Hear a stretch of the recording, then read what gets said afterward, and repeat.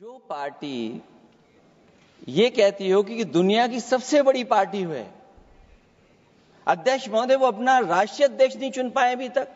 मैं कह देता हूं अभी 25 साल तक आप अध्यक्ष हो जाओ, नहीं बदल सकता। भाजपा का लक्ष्य वक्फ की जमीनों पर है। इन जमीनों का नियंत्रण अपने हाथ में लेकर इन जमीनों को पिछले दरवाजे से अपने लोगों के हाथों में दे देना चाहती है कि वक्फ की जमीन से बड़ा मुद्दा वो जमीन है जिस पर चीन ने अपने गांव बसा लिए हैं। कि अध्यक्ष महोदय ये सरकार बताए कि जो लगभग 1000 हिंदू खो गए हैं, जो अभी तक नहीं मिले, जो अभी तक नहीं खोज पाए हैं, वो 1000 हिंदू की सूची कहां है? भाजपा वाले मुसलमान भाइयों की वक्फ की जमीन चिन्हित करने की बात कर रहे हैं, जिससे महाकुंभ में जो हिंदू मारे गए हैं या खो गए हैं उनको चिन्हित करने की बात पर पर्दा पड़ जाए। दल और साथियों के साथ कहता हूं कि समाजवादी पार्टी बिल का विरोध करती है, वोट पड़ेगा तो हम इसके खिलाफ वोट डालने जा रहे हैं। बहुत धन्यवाद। धन्यवाद माननीय सदस्य श्री अखिलेश यादव जी।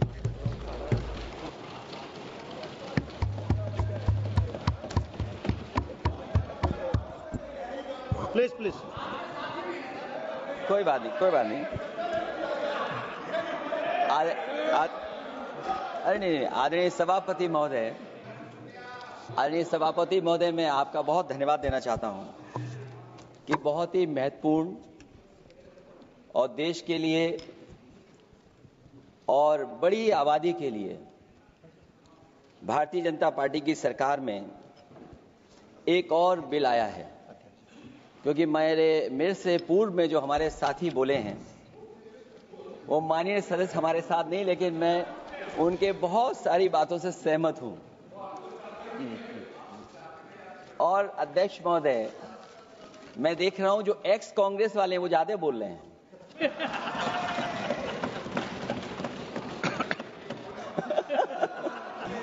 आदरणीय अध्यक्ष महोदय,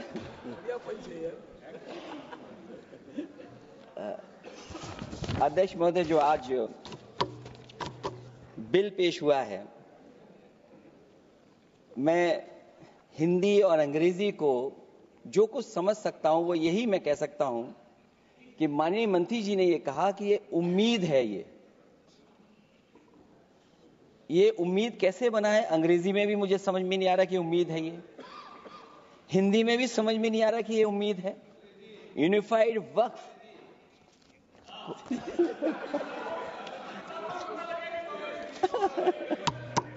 अध्यक्ष महोदय, यूनिफाइड वक्फ मैनेजमेंट, मैं अकेला काफी हूं। अध्यक्ष महोदय, ये अध्यक्ष महोदय, मैं समझ सकता हूं कि मैं वो बात छेड़ना नहीं चाहता था, लेकिन क्या करूं, मजबूरी है अब। अध्यक्ष महोदय, अभी माननीय सदस्य लोग ये कह रहे हैं कि हमारे सदस्य नहीं है यहां पर जो हमारे साथी हैं, लेकिन अध्यक्ष महोदय मैं ये कहना चाहता हूं, अध्यक्ष महोदय मैं ये कहना चाहता हूं, ये जो बिल लाया जा रहा है, भारतीय जनता पार्टी में एक मुकाबला चल रहा है। भारतीय जनता पार्टी के अंदर मुकाबला चल रहा है कि खराब हिंदू कौन बड़ा है। और ये बात अध्यक्ष महोदय मैं ऐसे ही नहीं कह रहा हूं। जो पार्टी ये कहती हो कि दुनिया की सबसे बड़ी पार्टी है, अध्यक्ष महोदय वो अपना राष्ट्रीय अध्यक्ष नहीं चुन पाए अभी तक। अध्यक्ष महोदय, अध्यक्ष महोदय, भारतीय जनता पार्टी क्या है?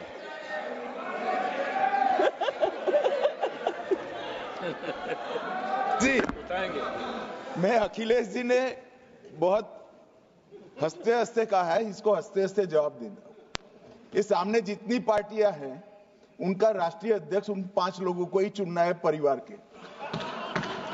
हमें माननीय अध्यक्ष जी करोड़ों सदस्यों में से 12-13 करोड़ सदस्य प्रक्रिया कर कर चुनना है तो देर लगती है, आपके यहां जरा भी देर नहीं लगेगी। मैं कह देता हूं अभी 25 साल तक आप अध्यक्ष हो जाओ, नहीं बदल सकता। अध्यक्ष महोदय, क्योंकि जो बात निकल के आई है वो मैं फिर आगे बढ़ा दूं।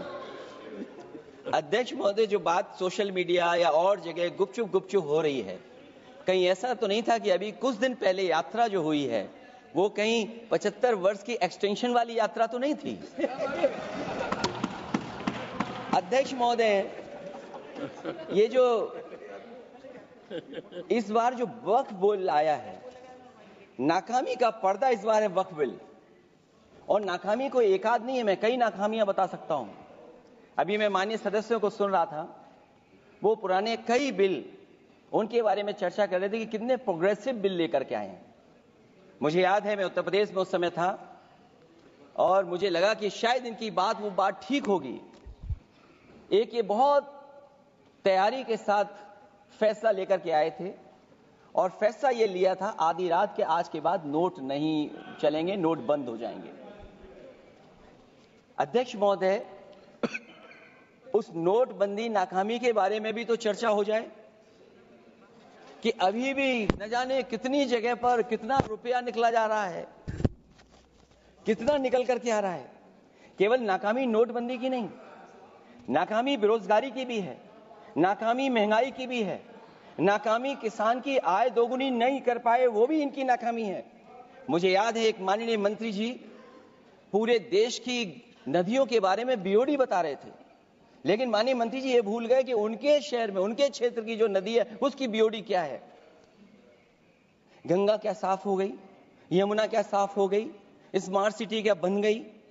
क्या गोद लिए हुए गांव इन्होंने गोद से उतार दिए? उनकी क्या दुर्दशा है?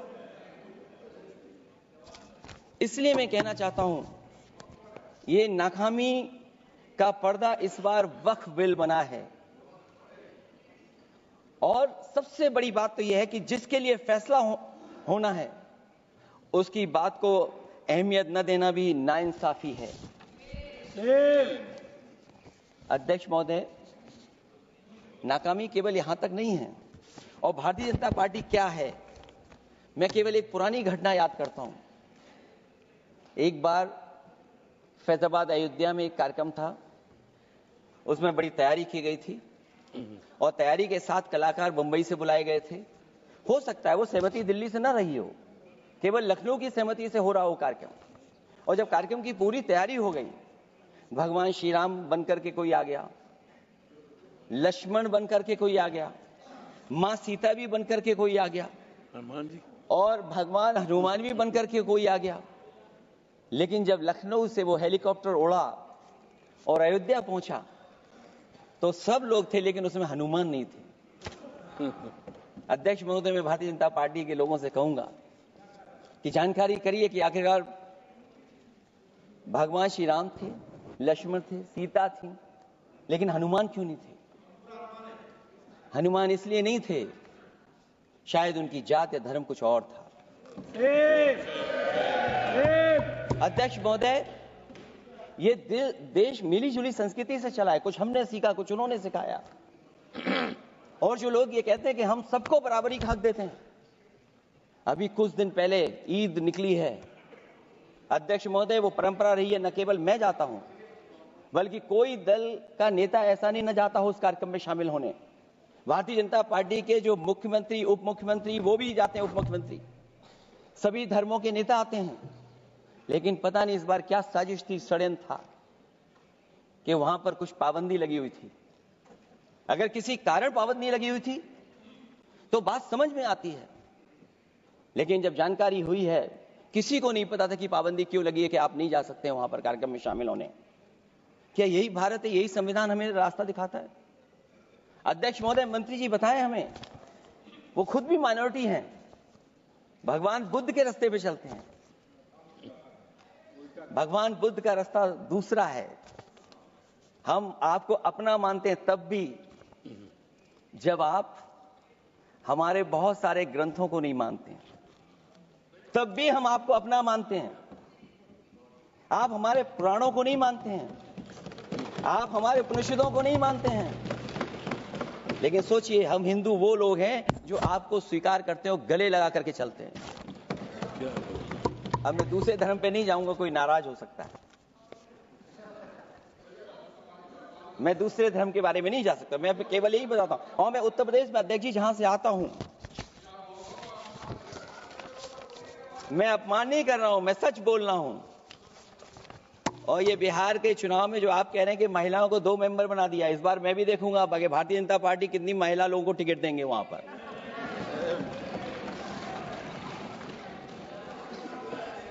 अध्यक्ष महोदय, भाजपा जब भी कोई नया बिल लाती है तो वो अपनी नाकामी छुपाती है।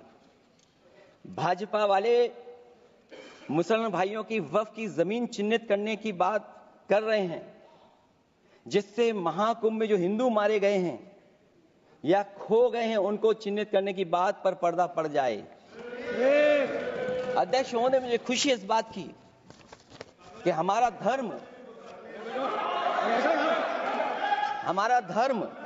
अध्यक्ष महोदय नहीं कुछ कहना चाहते हैं नहीं प्लीज, उनको अलाउ नहीं किया। अध्यक्ष महोदय, कुंभ में आस्था सबकी है, कोई ऐसा नहीं जिसकी आस्था ना हो। और कुंभ कोई पहली बार नहीं हो रहा था। ये भारतीय जनता पार्टी के लोगों ने ऐसा प्रचार किया कि 144 वर्षों के बाद पहली बार महाकुंभ होने जा रहा है और लोग निकल पड़े। सरकार ने कहा कि हमारी तैयारी 100 करोड़ की है। आप कहते टेक्नोलॉजी का हम इस्तेमाल करेंगे, जमीनों को हम मैपिंग कर करके डेटा एंड रिकॉर्ड ठीक करेंगे। अध्यक्ष महोदय, ये बताएं कि वो 30 लोग कौन थे, उनके नाम क्या थे जिनकी जान चली गई, न केवल जान जाने वालों की, बल्कि अध्यक्ष महोदय ये सरकार बताए कि जो लगभग 1000 हिंदू खो गए हैं, जो अभी तक नहीं मिले, जो अभी तक नहीं खोज पाए हैं, वो 1000 हिंदू की सूची कहां है? और फिर धर्म कारोबार की बात है, जो ये लोग गोली। अध्यक्ष महोदय, मैं कार सेवक वाली बात इसलिए नहीं छेड़ना चाहता हूं। अध्यक्ष महोदय, ये शायद माननीय सदस्य जानते नहीं कुछ सच्चाई नहीं जानते। अध्यक्ष महोदय, ये संविधान की वजह से, संविधान को बचाने के लिए, हिंदू एकता को बचाने के लिए कुछ फैसले लिए गए, लेकिन एफआईआर हम लोगों पे नहीं लिखी गई थी। एफआईआर उन पे लिखी गई थी जो बेचारे तैयार हो गए थे सुबह, लेकिन पता नहीं कहां से फोन आया था, कहा था कि अब तैयार तो हो गए हो लेकिन आप शिलान्यास में नहीं आ सकते। इसलिए बात को इधर से उधर नहीं में ले जाना चाहता। अखिलेश जी, जरा वक्त पे भी आ जाओ। अच्छा, वक्त पे आ रहा हूं। नहीं, वक्त पे अध्यक्ष इसलिए आ रहा हूं क्योंकि वक्त समझने के लिए भारतीय जनता पार्टी की सोच क्या है। और ये अध्यक्ष महोदय जब ये कह रहे हैं कि इससे कारोबार होगा, अध्यक्ष महोदय, धर्म की चीजों से कारोबार नहीं हो सकता। हमारे उत्तर प्रदेश के मुख्यमंत्री जी ने भी कहा कि कारोबार होगा। वो 30 की गिनती में उलझे हुए हैं, जैसे 30 मार खाए वो। उनसे पूछा कि जान कितनी गई, वो 30। उनसे पूछा कि कारोबार कितने का होगा, 30 गुणा 10,000 करोड़। सोचिए, कुंभ हमारा क्या कारोबार की जगह है? और फिर उसका कौन नापेगा, कैसे नालाएगा? और फिर हमारे माननीय मंत्री जी कह रहे हैं कि जमीन, चाहे वो रेलवे की हो, चाहे वो डिफेंस की हो, वो भारत की जमीन है। मैं भी स्वीकार करता हूं कि रेलवे की जमीन भी भारत की है, डिफेंस की भी जमीन भारत की है। क्या डिफेंस की जमीन नहीं बेची जा रही मंत्री जी? अध्यक्ष महोदय, क्या रेलवे की जमीनें नहीं बेची जा रही हैं? अध्यक्ष महोदय, केवल यहां तक नहीं, कितना हस्तक्षेप होता है। वक्फ भी भारत के, इसीलिए तो कहीं ना कहीं वक्फ की जमीन से, अध्यक्ष महोदय, माननीय मंत्री जी बताएं, और मुझे उम्मीद है कि जब जवाब देंगे तो बताएंगे कि वक्फ की जमीन से बड़ा मुद्दा वो जमीन है जिस पर चीन ने अपने गांव बसा लिए हैं, लेकिन कोई बाहरी खतरे पर सवाल बवाल न करे, इसलिए ये बिल लाया जा रहा है। और माननीय मंत्री जहां से आते हैं, जिस प्रदेश से आते हैं, कम से कम ये तो बताएंगे कि वहां कितने चीन ने गांव बसा लिए, घर बन गए हैं। अध्यक्ष महोदय, आपके माध्यम से सरकार गारंटी दे कि वक्फ की जमीन कभी भी किसी भी पैतरेबाजी से किसी और मकसद के लिए किसी और को नहीं दी जाएगी। वक्फ की वर्तमान व्यवस्था में चाहे 5 साल के धर्म पालन की पाबंदी की बात हो या कलेक्टर से सर्वेक्षण के हस्तक्षेप की बात हो, या वक्फ परिषद या बोर्ड में बाहरियों को शामिल करने की बात हो, इन सब का उद्देश्य मुस्लिम भाइयों के सार्वजनिक अधिकार को छीनकर उनके महत्व और नियंत्रण को कम करना है। ट्रिब्यूनल के निर्णय को अंतिम न मानकर उच्च न्यायालय में लेकर जाने की अनुमति देना दरअसल जमीनी विवाद को लंबी न्यायिक प्रक्रिया में फंसाकर वक्फ भूमि पर कब्जों को बनाए रखने का रास्ता खोलेगा। सबसे बड़ी बात यह कि वक्फ बिल के पीछे की न तो नीति सही है न नीयत, ये देश के करोड़ों लोगों से उनके घर दुकान छीनने की भी साजिश है। भाजपा एक अलोकतांत्रिक पार्टी है, वो असहमति को अपनी शक्ति मानती है। जब देश के अधिकांश राजनीतिक दल वक्फ बिल के खिलाफ हैं, तो उसे लाने की जरूरत क्या है जो जिद क्यों कर रहे हैं सरकार। वक्फ बिल का लाना भाजपा की सियासी हट है। वक्फ बिल भाजपा की सांप्रदायिक राजनीति का नया रूप है। वो तो आपको काटेगा, और इसलिए काटेगा कि अध्यक्ष महोदय बाहर ये लिखते हैं सत्यमेव जयते, बाहर है लिखते सत्यमेव जयते, भाजपा अंदर असत्य बात कहते। भाजपा वक्फ बिल लाकर अपने उन समर्थकों का तुष्टीकरण करना चाहती है जो भाजपा की आर्थिक नीति, महंगाई, बेरोजगारी, बेकारी और चौपट अर्थव्यवस्था से उसे छटक गए हैं। क्योंकि अध्यक्ष महोदय, जब से वोट में गिरावट आई है और खासकर उत्तर प्रदेश में भी, तब से भारतीय जनता पार्टी की कोशिश है कि अपना वोट कैसे संभाला जाए। ये वोट को संभालने के लिए बिल लाया गया है। भाजपा का लक्ष्य वक्फ की जमीनों पर है। इन जमीनों का नियंत्रण अपने हाथ में लेकर इन जमीनों को पिछले दरवाजे से अपने लोगों के हाथों में दे देना चाहती है। भाजपा चाहती है कि वक्फ बिल लाने से मुस्लिम समुदाय को लगे कि उन पर हक को मारा जा रहा है, वो उद्वेलित हों और भाजपा को ध्रुवीकरण की राजनीति करने का मौका मिल सके। क्योंकि अध्यक्ष महोदय, भाजपा का लक्ष्य यह है कि ध्रुवीकरण हो, क्योंकि वो जानते हैं कि ध्रुवीकरण जितना होगा उससे वो लाभ उठाने में आगे रहेंगे। तो ये वक्फ बिल जो लाया जा रहा है, वो अपनी वोट बैंक को संभालने के लिए और समाज को बांट करके ध्रुवीकरण करके राजनीतिक लाभ लेने के लिए लाया जा रहा है। और अगर इसके लिए नहीं लाया होता तो पहले से जो जितने फैसले लिए सरकार ने, क्या उससे देश और प्रदेश में कोई बड़ा बदलाव आ गया है? अगर स्मार्ट सिटी का बात करें तो कितनी स्मार्ट सिटी बन गई है आपकी? आपके नोटबंदी की वजह से न जाने कितना रुपया कहां निकल रहा है। और डर तो ये लगता है कहीं भाजपा वाले दूसरों के पैसा रख करके न पकड़वा दें। वक्फ बिल के आने से पूरी दुनिया में एक गलत संदेश भी जाएगा। इससे देश की सेकुलर इमेज को बहुत धक्का लगेगा। वक्फ बिल भाजपा की नफरत की राजनीति का एक और अध्याय है। मैं अंत में कहना चाहता हूं कि अभी तो आपने साथी संभाल लिए हैं, एक साथी तो मुझे दिखाई नहीं दे रहा है। और हमारे जिनका हमने सम्मान किया, हमें कहां ले गए आप? और हमें यहां छोड़ गए आप, हमें छोड़ गए। हमें देखिए सभापति महोदय देखिए राजनीति क्या है। हमने आपका हाथ पकड़ा और हम यहां आ गए, और आप हमारा हाथ छुड़ा करके वहां चले गए। इसलिए देखिएगा कब हमारा इनका हाथ मिल जाए। और मैं अध्यक्ष सभापति महोदय ये कहना चाहता हूं कि वक्फ बिल भाजपा के लिए वाटरलू साबित होगा, क्योंकि ऊपर से तो हाँ कह रहे हैं, लेकिन अंदर ही अंदर बहुत सारे साथी सहमत नहीं है। मैं अंत में इतना ही कहना चाहता हूं कि ये वक्फ बिल जो लेकर के आए, कोई उम्मीद लेकर के नहीं आ रहा है। ये सोची समझी रणनीति का हिस्सा है, क्योंकि इनका जो बोर्ड बिखर गया है, ये मुस्लिम में भी बंटवारा चाहते हैं। मुस्लिम इस्लाम धर्म में कहीं बंटवारा नजर नहीं आता है, लेकिन इनकी कोशिश है कि इस बिल के माध्यम से हम मुस्लिम भाईचारा में भी बंटवारा कर दें। बंटवारा तो पीडीए करेगा। अभी देखिएगा सभापति महोदय, हमारे एक सदस्य कह रहे थे कि चुनाव बहुत अच्छा होता है। इनसे बेहतर किसने चुनाव देखा होगा? चलिए धन्यवाद। वोट ही नहीं डालने दिया। चलिए सभापति महोदया, मैं धन्यवाद देता हूं। मैं और अपने दल और साथियों के साथ कहता हूं कि समाजवादी पार्टी बिल का विरोध करती है। वोट पड़ेगा तो हम इसके खिलाफ वोट डालने जा रहे हैं।